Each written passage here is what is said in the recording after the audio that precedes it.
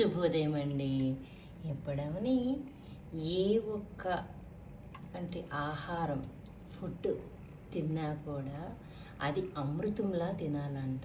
తిట్టుకుంటూ తినకూడదు, ఇది బాగలేదు, ఇది ఏంటిలా ఉంది అలా అని. ఇంకొకటి, మనకు మనం వండుకుంటామనకుండా ఒకరికి పెడదామంటే అది నాకు తెలిసి భగవంతుడికి ఎలాగైతే పెడతామో, ప్రసాదం అంటే ఎంత శ్రద్ధగా పెడతామో అంతే శ్రద్ధగా పెట్టాలి. అయితే అది వాళ్ళ ఆరోగ్యంకి మంచిది అని మనం కోరుకుంటూ మనం చేస్తున్నాం కాబట్టి. కానీ అది ఆడ అర్థం చేసుకోకపోతే మనమేమీ చేయలేము. సేమ్ ఇలాంటివి 4 పీసులేనండి. మొత్తం గొర్రెలు జావాల్లో ఉడికిపోయింది.